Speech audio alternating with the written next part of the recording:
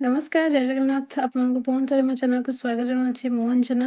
ତ ଆପଣ ଦେଖିପାରୁଥିବେ ଆମେମାନେ ଏଠି ସ୍ପେଶାଲ ମୋମେଣ୍ଟ କେମିତି ଏନ୍ଜୟ କରୁଛୁ। ଆପଣମାନେ ବି ମିସ୍ କରନ୍ତୁନି, ଭିଡ଼ିଓ ଦେଖି ଚାଲନ୍ତୁ। ସ୍ପେଶାଲ କ'ଣ ଆପଣମାନେ ବି ଜାଣିପାରିବେ ଭିଡ଼ିଓ ଦେଖିଲେ। ତ ଦେଖିପାରୁଥିବେ ମୁଁ ଘରର ସାମଗ୍ରୀକୁ ନେଇକି ମୁଁ ଗୋଟେ ଡେକୋରେସନ୍ କରୁଛି। ତ ଡେକୋରେସନ୍ କେମିତି କରୁଛି କ'ଣ ଭିଡ଼ିଓ ଦେଖିଲେ ଆପଣ ଦେଖୁଥିବେ, ଜାଣିପାରୁଥିବେ। ତ ସ୍ପେଶାଲ ମୋମେଣ୍ଟଟି ହେଉଛି ଆଜି ମୋର ହଜବେଣ୍ଡଙ୍କର ଜନ୍ମଦିନ। ତ ସେଥିପାଇଁ ମୁଁ ଡେକୋରେସନ୍ କରୁଛି।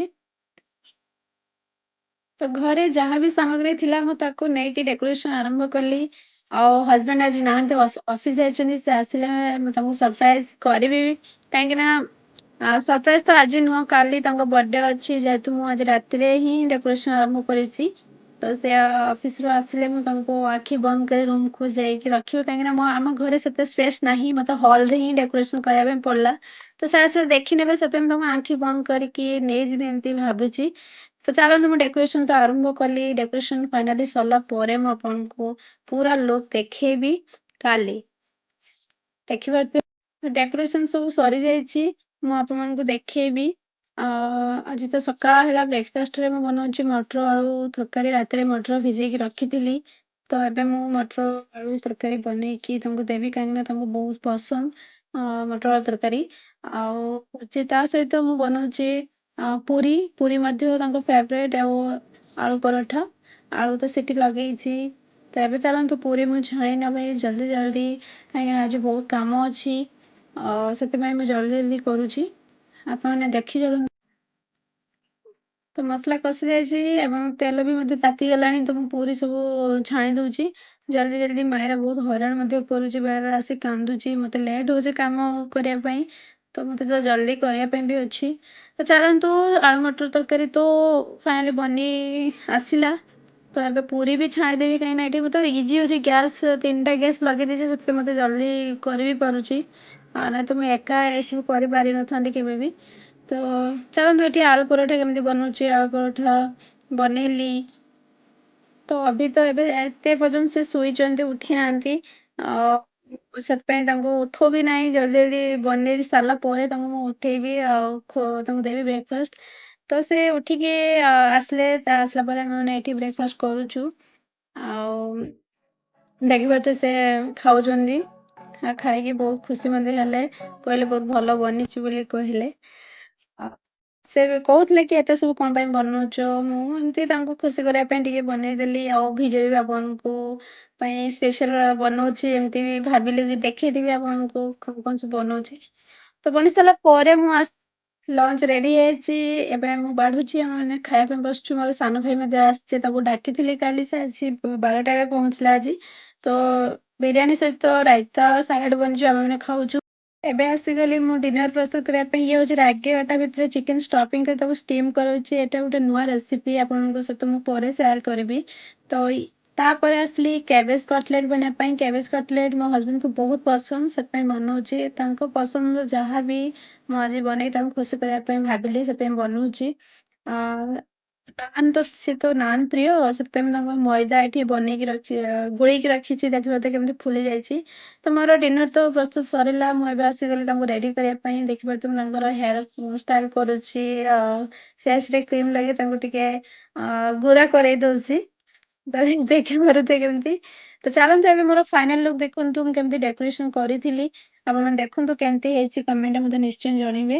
କାହିଁକିନା ଆପଣମାନଙ୍କ କମେଣ୍ଟ ମୋତେ ନୂଆ ଭିଡ଼ିଓ ବନେଇବାରେ ସାହାଯ୍ୟ କରିବ। ଆଗକୁ ଆପଣଙ୍କ ପାଇଁ ନୂଆ ଭିଡ଼ିଓ ଆଣିବି ମଧ୍ୟ। ମନଟା ଖୁସି ହେବ, ଆପଣଙ୍କ କମେଣ୍ଟ ଆସିଲେ ଖୁସି ହେବ, ଭିଡ଼ିଓ ବନେଇବା ପାଇଁ ଇଣ୍ଟରେଷ୍ଟ ଆସିବ ସେଥିପାଇଁ।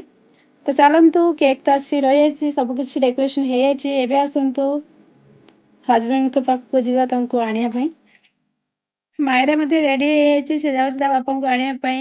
ବର୍ଥଡେ ସରପ୍ରାଇଜ୍ କରିବ। ଦେଖିପାରୁଥିବେ ଅଭିତା ଏଠି ବସିକି, ସିଏ ଖାଲି ତ ଲ୍ୟାପଟପ୍‌ରେ ସେ ବିଜି ଥିଲେ। ଆମେ ତାଙ୍କୁ ନେଇକି ଆସିଛୁ। ସେ ଖାଲି ହସୁଛନ୍ତି। ସେ କହୁଥିଲେ କ'ଣ ଏମିତି କହୁଥିଲେ। ମୁଁ କହିଲି ଚାଲ ଆଖି ବନ୍ଦ କରି ନେଇକି ଯିବି, ଆଉ ତୁମକୁ ସରପ୍ରାଇଜ୍ କରିବି। କ'ଣ ସରପ୍ରାଇଜ୍‌ଟା ଦେଖିବ, ସେମିତି କହିବି। ମୁଁ ତାଙ୍କୁ ନେଇକି ଆସିଲି। ତ ଦେଖିପାରୁଥିବେ ମୁଁ ତାଙ୍କୁ ଆଣୁଛି। ତ ତାଙ୍କର ଏକ୍ସପ୍ରେସନ୍ ଆପଣମାନେ ଦେଖନ୍ତୁ। ତ ଖୁସି ଲାଗିଲା ତାଙ୍କର ଏକ୍ସପ୍ରେସନ୍ ଦେଖିକି। ସେ ଯାଉ ମାଏରା ତାଙ୍କୁ ବି ହ୍ୟାପି ବର୍ଥଡେ ୱିଶ୍ କଲା ଏବଂ ସେ ଗେଲ ହେଉଥିଲା ତା ବାପାଙ୍କ ପାଖରେ। ସିଏ ଖାଲି କେକ୍ କଟ୍ କରିବ ଆଉ ସକାଳଠୁ ସେ ଖାଲି ହ୍ୟାପି ବर्थଡେ କହିକି ରହୁଛି। ମୁଁ କହିଲି ରହିଯା ବାପା ସନ୍ଧ୍ୟାବେଳକୁ ଆସିଲେ ହ୍ୟାପି ବर्थଡେ କରିବା କେକ୍ କଟିଂ କରିବା। ତ ଏବେ ଦେଖିପାରୁଥିବେ ସେ କେକ୍ କଟିଂ କରୁଛି ତା ବାପା ସହିତ। ତ ଚାଲନ୍ତୁ ଏବେ ତ ସେଲିବ୍ରେଟ୍ ହେଲା ସେ ବହୁତ ଖୁସି ମଧ୍ୟ ଥିଲେ ବर्थଡେରେ ବହୁତ ଖୁସି ଅଛନ୍ତି। ଆକ୍ଚୁଆଲି ସେ ବହୁତ ଖୁସି ହିଁ ଅଛନ୍ତି। ମୁଁ ଆଉ କଣ କହିବି ଖୁସିର ମୋମେଣ୍ଟ ଆଉ ଏଠି କିଛି ଏକ୍ସପ୍ଲେନ କରିହବନି। ତ ଦେଖିପାରୁଥିବେ ଆପଣମାନେ ଭିଡ଼ିଓ ହିଁ ଦେଖନ୍ତୁ। ସେ ମୋତେ କେକ୍ ଖୁଆଉଛନ୍ତି। ମୁଁ ମଧ୍ୟ ମାଇରାଙ୍କୁ ଏବଂ ତାଙ୍କୁ କେକ୍ ଖୁଆଇଲି। ଆଉ ସେ ବି କହୁଥିଲେ ଏସବୁ କାହିଁକି କରୁଛୁ ଏତେ ଆରେଞ୍ଜ କଣ ପାଇଁ କଲୁ ଏମିତି କହୁଥିଲେ। ଏମିତି ନର୍ମାଲ ବି କରିପାରିଥାନ୍ତେ। ବଟ୍ ମୁଁ ଘରେ ବସି ବସି ବୋର୍ ହଉଛି ସେଥିପାଇଁ ଭାବିଲି ଏଇସବୁ ବସି ବସି କଲେ ଟାଇମ୍ ପାସ୍ ବି ହବ ଭିଡ଼ିଓ ବି ବନେଇବି। ଆଉ ସେଇ ଉଦ୍ଦେଶ୍ୟରେ ହିଁ ଏସବୁ କରିଛି। ଆଉ ତାଙ୍କୁ ଟିକେ ଖୁସି ବି କରିବା ପାଇଁ ସବୁଦିନ ତ ଏମିତି କେକ୍ ତ କାଟି ହୁଏ ବଟ୍ ଟିକେ ୟୁନିକ୍ କରିବା ପାଇଁ ମୁଁ ଏମିତି ଭାବିଲି ତାଙ୍କୁ ମୁଁ ଏଠି ଗିଫ୍ଟ ଦଉଛି। ମୋର ସାନ ଭାଇ ମଧ୍ୟ ତାଙ୍କୁ କେକ୍ ଖୁଆଇଲା ପରେ ତାଙ୍କୁ ଗିଫ୍ଟ କରୁଛି ସିଏ। ତ ମୁଁ ଆକ୍ଚୁଆଲି ଗିଫ୍ଟରେ ତାଙ୍କ ପାଇଁ ଗୋଟେ ଟି ସାର୍ଟ ଆଣିଥିଲି ଏବଂ ଭାଇ କଣ ଦେଲା ଗିଫ୍ଟରେ ସେ ପଇସା ଦେଇଥିଲା। ତ ଏଠି ଆମେମାନେ ଏଠି ଏନ୍ଜୟ କରୁଛୁ। ଖୁସିର ମୋମେଣ୍ଟ କେମିତି ଏନ୍ଜୟ କରୁଛୁ ଆପଣମାନେ ବି ଦେଖନ୍ତୁ। ଆପଣମାନେ ବି ହୋପ୍ ଆପଣଙ୍କୁ ପସନ୍ଦ ଆସିବ। ଆପଣମାନେ ବି ଆପଣଙ୍କ ଘରେ ବି ଏମିତି ସେଲିବ୍ରେଟ୍ କରନ୍ତୁ ଆପଣଙ୍କ ଫ୍ୟାମିଲି ମେମ୍ବର୍ସ ସହିତ। ଖୁସିର ମୋମେଣ୍ଟକୁ ଖୁସି ସହକାରେ ଏନ୍ଜୟ କରିବା ହିଁ ଲାଇଫ୍ ହିଁ ତାଙ୍କୁ କୁହାଯାଏ। ବାସ୍ ଏମିତି ହିଁ ଆମର ବର୍ଥଡେ ସେଲିବ୍ରେସନ୍ କଲୁ। ତ ଏବେ ଆସନ୍ତୁ ଆଜି ଦିନରେ ମୁଁ କଣ ବନେଇଛି ଆପଣମାନେ ଦେଖନ୍ତୁ ଏବଂ ଜଣାନ୍ତୁ କେମିତି ହେଇଛି। ମୋର ଆଜିର ହଜବେଣ୍ଡଙ୍କ ପାଇଁ ସରପ୍ରାଇଜିଂ ପ୍ଲାନ୍ କେମିତି ଥିଲା କଣ ଆପଣମାନେ ନିଶ୍ଚୟ ମୋତେ ଜଣାଇବେ। ତ ଚାଲନ୍ତୁ ମୁଁ କଣ ବନେଇଛି ଦେଖନ୍ତୁ। ଇଏ ହେଉଛି ବିରିୟାନୀ, ମଟର ପନିର ତରକାରୀ ମୁଁ ବନେଇଥିଲି, ଇଏ କଟଲେଟ୍, କ୍ୟାବେଜ କଟଲେଟ୍, ଏଇଟା ହେଉଛି ଷ୍ଟିମ୍ ରାଗି ଚିକେନ୍ ଷ୍ଟିମ୍ ବନେଇକି ଗୋଟେ ବନେଇଥିଲି। ଆଉ ନାନ୍ ବନେଇଛି।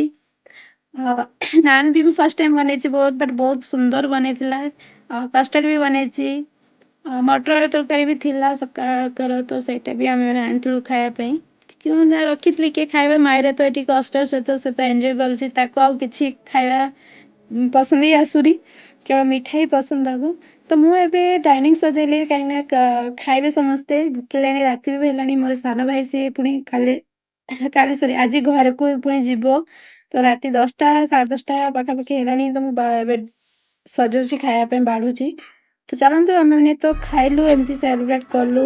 କ୍ୟାଣ୍ଡେଲ୍ ଲାଇଟ୍ ଡିନର୍ ବି ମୁଁ କରିଥିଲି ଆରେଞ୍ଜ କେମିତି କଣ ଆପଣମାନେ ତ ଭିଡ଼ିଓରେ ଦେଖିଲେ। ତ ଜଣାଇବେ ମୋତେ କେମିତି କଣ ହେଲା ଆପଣଙ୍କୁ କେମିତି ଲାଗିଲା। ଆପଣଙ୍କ ମତାମତ ମୋତେ ନିହାତି ଆବଶ୍ୟକ। ପ୍ଲିଜ୍ ଆପଣମାନେ ଯଦି ମୋ ଚ୍ୟାନେଲ୍ ନୂଆ ଥିବେ ତ ସେୟାର କରିବେ, ସବସ୍କ୍ରାଇବ୍ କରିବେ, ଭିଡ଼ିଓକୁ ଲାଇକ୍ କରିବେ ଆଉ କମେଣ୍ଟ ବି କରିବେ ଆପଣଙ୍କ ମତାମତ କଣ ଜଣାଇବେ ମୋତେ। ତ ଏବେ ଦେଖିପାରୁଥିବେ ଏସବୁ ଏମିତି ହିଁ ଆରେଞ୍ଜ କରିଥିଲି ଆଜି ତାଙ୍କୁ ସରପ୍ରାଇଜ୍ କରିଥିଲି। ତ ଚାଲନ୍ତୁ ଆଉ କଣ କହିବି। ଆଉ ଏବେ ମୁଁ ରଖିଲି ଭିଡ଼ିଓକୁ ଏଇଠି ଶେଷ କରୁଛି ମୋର ବ୍ଲଗ୍। ଆଶା କରୁଛି ଆପଣଙ୍କୁ ପସନ୍ଦ ଆସିଥିବ। ରହିଲି। ଜୟ ଜଗନ୍ନାଥ।